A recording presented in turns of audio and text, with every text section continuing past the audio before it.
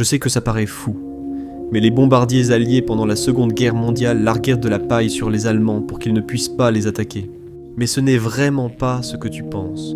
Tout cela a à voir avec les débuts des technologies furtives et du camouflage. Récemment, nous avons vu comment les bombardiers alliés échappaient aux détecteurs acoustiques en larguant des bouteilles. Dans cette vidéo, nous avons mentionné brièvement la procédure de cette vidéo, en expliquant comment elle permettait aux avions de se cacher des radars allemands. Je pense que ce sujet mérite une vidéo complète. Alors, pourquoi larguer de la paille sur l'ennemi? Si tu veux savoir, installe-toi et bienvenue au Guns Club.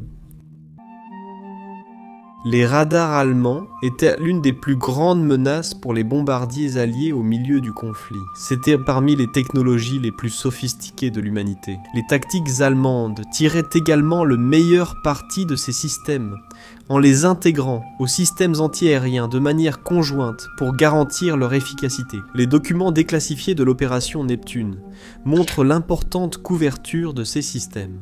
Comme vous pouvez le constater, les radars allemands en 1944, couvrait une grande partie de la côte française. En fait, les plus puissants pouvaient détecter les bombardiers même avant qu'ils ne quittent l'Angleterre. Aussi, si nous regardons ce tableau extrait de cet autre document de renseignement déclassifié, nous pouvons voir que les radars les plus grands et les plus performants étaient destinés à l'alerte précoce. La plupart des modèles servaient à détecter les ennemis.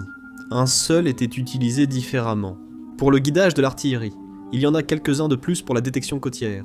Tout cela rendait presque impossible de mener des opérations sans que les défenses antiaériennes de l'Axe ne s'en rendent compte. L'efficacité de l'artillerie antiaérienne reposait presque entièrement sur ces systèmes. Ainsi, il était vital pour la Royal Air Force et l'United States Air Force de neutraliser ces systèmes, pour réussir à porter des coups au cœur de l'Allemagne, avec un minimum de pertes possible. De nombreuses contre-mesures ont été créées et directement intégrées sous bombardiers. En fait, elles étaient assez variées et allaient de sophistiquées antennes brouilleuses de radar jusqu'au lancement de simples bouteilles pour tromper les détecteurs acoustiques. Ça peut sembler fou, mais nous avons déjà fait une vidéo à ce sujet, je te la recommande. Cependant, il y avait une contre-mesure qui a été si efficace qu'elle était restée secrète jusqu'à la fin du conflit, et c'était le Shaft. Une contre-mesure qui a pu neutraliser les puissants radars allemands, simplement avec des bandes ressemblant à de la paille. De longues bandes d'aluminium étaient placées dans des conteneurs en papier. Chaque conteneur contenait 2000 bandes et chacun était lancé très rapidement par un membre de l'équipage. D'abord lancés par les fenêtres de décharge, leur succès a conduit à adapter les bombardiers avec des trous spéciaux pour les jeter. Ces paquets ont commencé à être jetés par la trappe située dans le ventre, destinée à l'utilisation de caméras pour la reconnaissance photographique, juste derrière la tourelle sphérique, ce qui rendait le travail beaucoup plus efficace qu'au début. À l'époque des bombardiers, ils lançaient ces paquets. Il y en avait tellement que les nuages étaient clairement visibles depuis le sol. Les bandes faisaient la moitié de la taille des ondes radar allemandes, mais pouvaient varier pour couvrir une gamme plus large, rendant inévitable la détection par les radars allemands. Toute cette procédure rendait les radars allemands vulnérables. Les nuages de chaff créaient de fausses signatures sur les écrans des radars. Ces erreurs empêchaient les Allemands de savoir à quelle distance se trouvaient les bombardiers, et encore moins combien ils étaient, rendant difficile de savoir où et combien d'intercepteurs envoyer pour la défense. Tiraient-ils parfois avec l'artillerie antiaérienne sur des zones sans bombardiers? C'était un problème assez important, car cela obligeait les batteries antiaériennes à dépendre uniquement de la détection visuelle ou acoustique, les rendant complètement inutiles en cas de mauvais temps ou la nuit. Autrement dit, techniquement, le Widow ou le Chaff neutralisait complètement les défenses aériennes allemandes, laissant la défense antiaérienne uniquement à la Luftwaffe et à ses intercepteurs. Si l'on consulte ce document déclassifié qui traite des contre-mesures contre les radars allemands, on peut voir ce graphique intéressant sur le Chaff. On y voit comment il est largué depuis le ventre des bombardiers PG-7.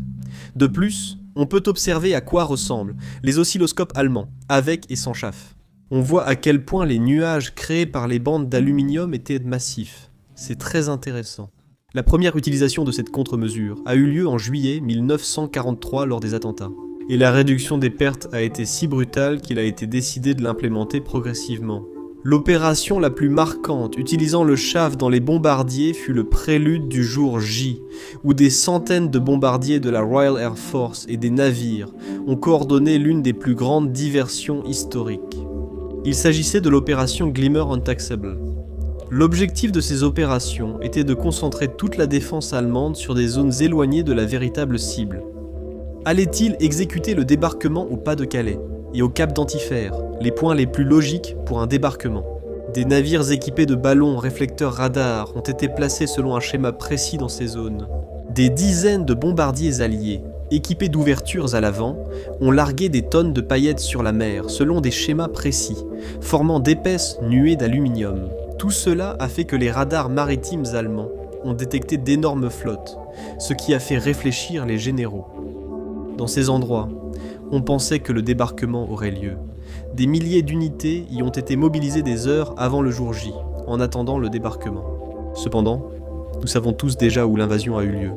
La procédure a été en partie tenue secrète pour empêcher l'ennemi de découvrir une contre-mesure. Cependant, les Allemands savaient exactement que les Alliés utilisaient quelque chose pour bloquer leurs radars, mais ils ne savaient pas comment résoudre le problème. En fait, au début de 1944, ils ont lancé un concours avec une récompense de 300 000 Reichsmarks à quiconque pourrait trouver un moyen de neutraliser les nuages de chaff. La guerre s'est terminée avant qu'un scientifique allemand ne puisse trouver une solution. Curieusement, la solution consistait simplement à fabriquer des radars qui oscillaient sur différentes longueurs d'onde. Pour compliquer la fabrication des bandes d'aluminium, il était impossible d'en produire couvrant toutes les longueurs d'onde. Mais le coût de développement de nouveaux radars était trop élevé pour l'Allemagne de 1944, qui menait une guerre sur 2 fronts et peinait à maintenir le pays à flot. Cette technologie, qui est étrangement assez méconnue, a en partie été responsable du grand succès des Alliés lors de leurs attaques contre le cœur de l'Allemagne. Elle ne devrait pas être oubliée, mais reste ignorée quand on parle des bombardiers, ce qui est triste. Saviez-vous qu'il était dangereux de se déplacer dans les B-29 Superfortress? Découvrez pourquoi dans cette vidéo. Merci et au revoir.